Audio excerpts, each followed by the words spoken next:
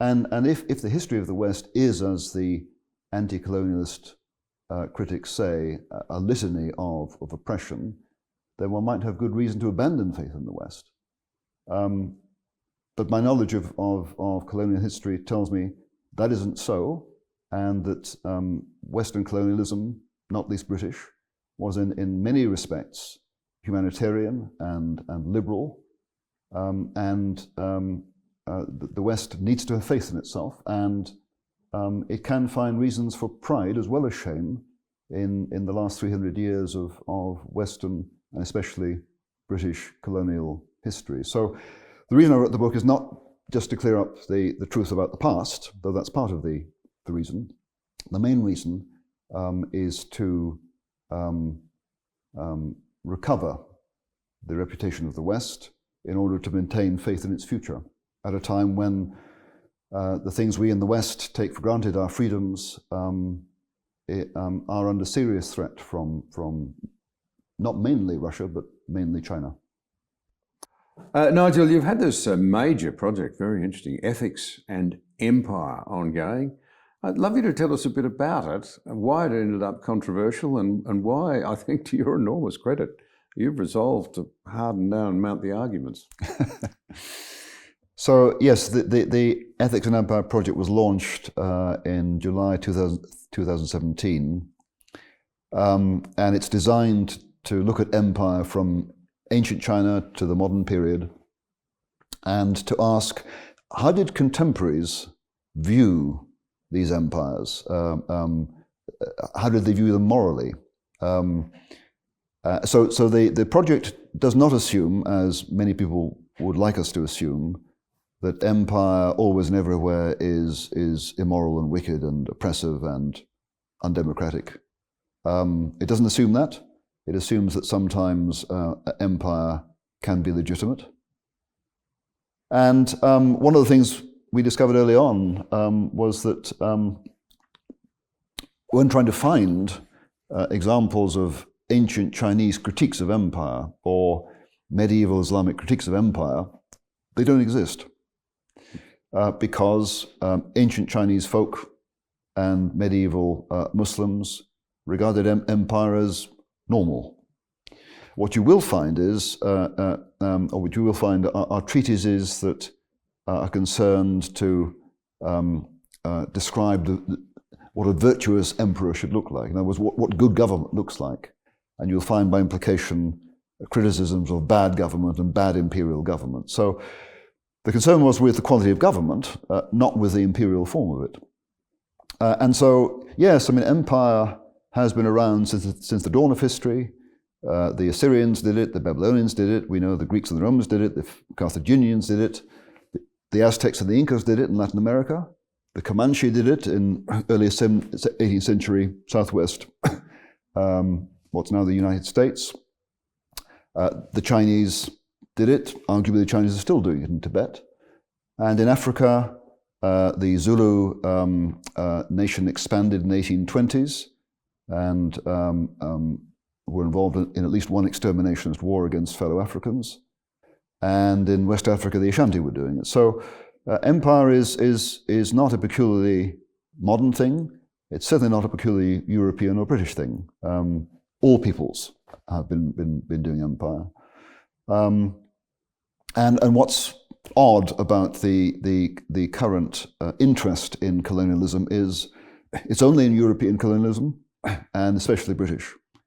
And that's odd because it obscures the fact that empire has been universal, and peoples of all skin colors have done it, and even odder when arguably China is still doing it, and there seems to be no interest in that.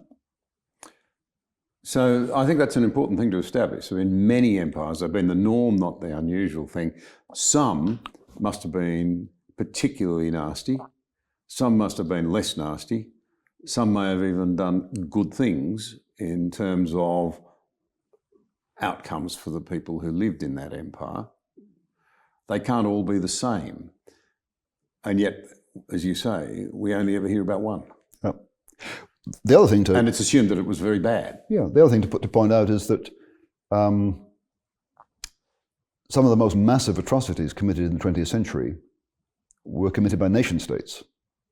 Germany was a nation state. It was expanding, but the program for annihilating the Jews and Slavs and others came from Berlin. And then the millions of people who died in Russia through Stalin's policies in the 1930s, and in China. So mass atrocity is not by any means the monopoly of empires. Plenty of nation states can do it. And as for, yes, I mean, to take the Japanese empire that arose before the Second World War and was being promoted during the Second World War. Lots of Indians, most Indians, fought for the British Empire against the Japanese, not necessarily because they wanted the British to rule them forever, but they did recognize that the record of the Japanese Empire, particularly the so-called Rape of Nanjing in the late 1930s, was atrocious. And so they would rather fight for the British than let the Japanese take over. So even Indian subjects of the Raj recognized a moral difference between the British and the Japanese empires. But before you were able to get those arguments up there, you were effectively subject to an attempt to cancel you. Yes, yes. And what does that say about scholarship? What was it like to go through? Yeah. You decided not to give way, and presumably that's partly because you think it says things about scholarship and academia today that have to be resisted. Yes. So I wandered into the culture war in 2017 completely. It's pretty easy to do. It's a minefield. You can trip a wire that you don't see. Yeah, well, I didn't. So all I did was I told you that the Ethics and Empire project began in July 17. In November, I published an article in the London Times making what I thought was the completely unobjectionable point that we British have confined cause for pride as well as shame in the history of the British Empire. I published that in late November, and in the first week of December, I finally got round to putting online a description of the Ethics and Empire project. And in the second week of December, to cut a long story short, 3 online denunciations of my project were published, the second by 58 Oxford colleagues, and the third by about 200 to 300 academics worldwide. And within 3 days of the first denunciation, which was by a group of students, my main collaborator resigned from the project. And so this was really quite shaking, and I had no idea quite what to make of it.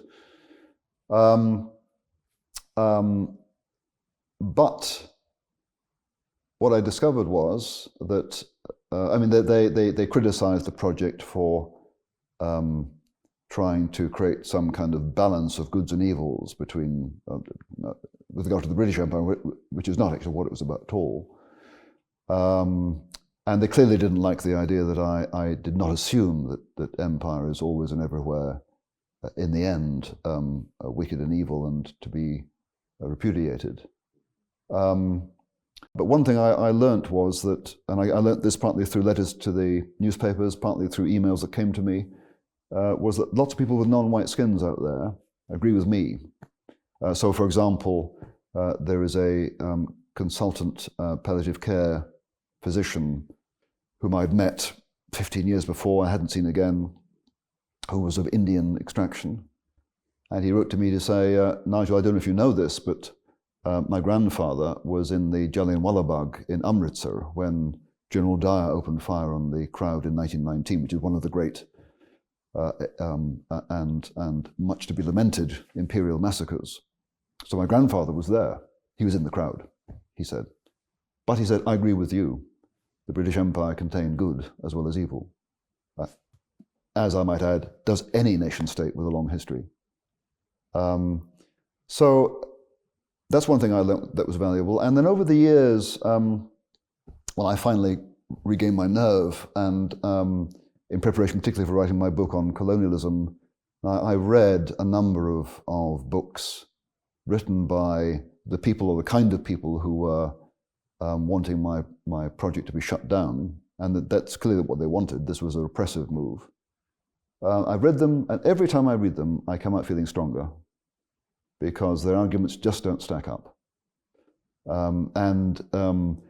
There are passages in my book on colonialism where I take a particular book or report, and I just lay out the ways in which this is not reliable history, because I think it's important to see that in some parts of contemporary academic scholarship, there is dishonesty, almost fraud. So on colonial matters, it's not enough to read one book. You need to know who you're reading, you need to know where they're coming from, and you need to balance it with reading other narratives, because you can't be sure this is fair and reliable history.